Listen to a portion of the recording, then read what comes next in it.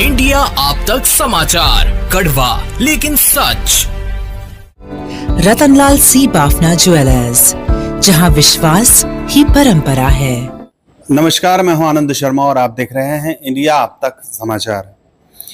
रामदेव वाड़ी प्रकरण जो है वो काफी ज्यादा अब उछाला गया और जिसके बाद पुलिस को 3 आरोपियों को गिरफ्तार करना पड़ा है। पहले आरोपी 2 थे, लेकिन अब तीसरा भी आरोपी इसमें शामिल हुआ है और ये तब हुआ है जब पूना हिट एंड रन ये प्रकरण सामने आया था। उसके बाद कहीं ना कहीं पुलिस पर दबाव बना। पुलिस में जो इन्वेस्टिगेशन ऑफिसर्स थे उनको बदल दिया गया और जिसके बाद ये सारी चीजें सामने आई। तीसरा आरोपी भी ध्रुव सोनवने नाम का एक युवक है, उसे भी पकड़ा गया है। अब आरोपी जो हैं उसके वकील तो यही कह रहे हैं कि इनको गलत तरीके से पकड़ा गया है। ध्रुव सोनवने हो या फिर अखिलेश पवार हो, ये गाड़ी में बैठे हुए थे और अर्नव कौल जो है वो गाड़ी चला रहा था। तो इन लोगों के ऊपर कोई कलम बनती नहीं है, धाराएं बनती नहीं है, एक्सीडेंट का केस बनता है, ऐसा आरोपी के वकील कह रहे थे। फिलहाल 3 दिनों की पुलिस कस्टडी के बाद उन्हें जेल भेज दिया गया है सभी आरोपियों को।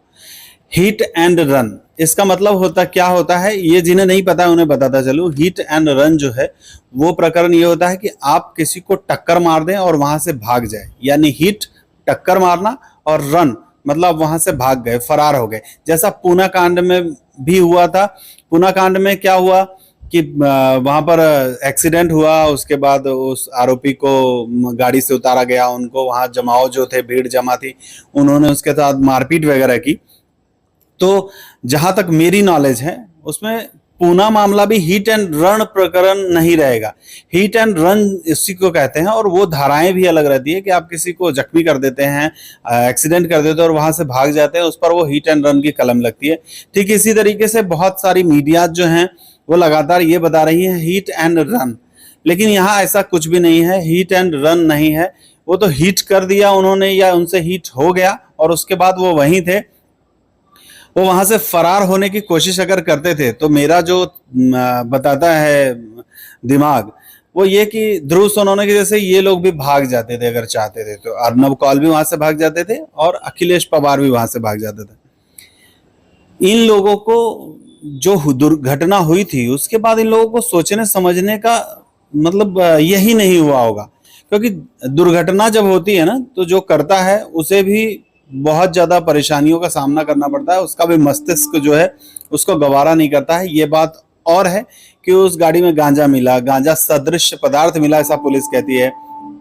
तो इन्होंने कोई नशा कर रखा था या नहीं, ये तो जांच का विषय है। इस विषय में पुलिस जांच भी कर रही है, ब्लड के सैंपल्स भी लिए गए हैं। सभी तरफ से ये लगातार आरोप लग रहे हैं।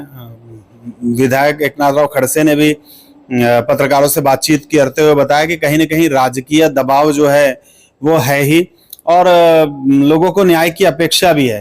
देखिए, पुलिस से गलती हुई नहीं हुई ये कोई नहीं कह सकता, लेकिन अब आरोपी जो है वो कानून की गिरफ्त में है। अब जो कुछ भी करना है वो न्याय देवता और कोर्ट करेंगे।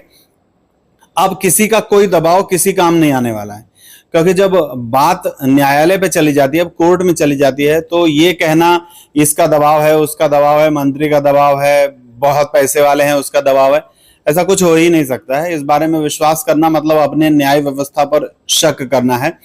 न्याय व्यवस्था में निचले दर्जे पे जो लोग हुआ करते हैं उनमें से बहुत सारे लोग बोल लीजिए या कुछ एक संख्या बोलिए, जो लोग भ्रष्टाचारी हो सकते हैं, जो लोग भ्रष्टाचार कर सकते हैं, लेकिन न्याय देवता कभी भ्रष्टाचार नहीं करता है। इस पर विश्वास रखिए, कानून पर विश्वास रखिए। जिसने गलती की है उसको सजा मिलेगी ही। आप बोलिए या मत बोलिए, आप आंदोलन कीजिए मत कीजिए, आप कुछ भी कीजिए, जिन्होंने गलती की है न्याय देवता तक अगर वो पहुंच गया है तो उसे सजा जरूर मिलेगी। ये हो सकता है कि उन सजा मिलने में देर होगी, हो सकता है सजा मिलने में उन्हें देर होगी, और न्याय देवता पर भरोसा नहीं रखते हैं, ऊपर वाले पे तो भरोसा होगा। ये तो सभी को पता है, जो जैसा करेगा वैसा भरेगा। जो कुछ भी जैसा करेगा, अगर उन्होंने जानबूझ के एक्सीडेंट किया है, अगर उन्होंने गलती की है, नशा करके एक्सीडेंट किया है, उनको ऊपर वाला जरूर सजा देगा। और उनके ऊपर जो अभी जुर्म लग गया है, जो अभी केसेस लग गए हैं, ये उनके लिए बहुत बड़ी सजा है। अभी ये लोग सभी युवा हैं और आगे आने वाले भविष्य में इन लोगों का जो भी प्लान होगा वो अब यहाँ चौपट हो गया है। अगर इन्होंने वाकई में गलती की है तो कानून उसे सजा जरूर देगा, कानून नहीं देगा तो ऊपर वाला जरूर सजा देगा। उनके माँ बाप पेरेंट्स के को भी एक सजा ही है, उनका बच्चा जेल में है, इस तरीके से सजा है ही।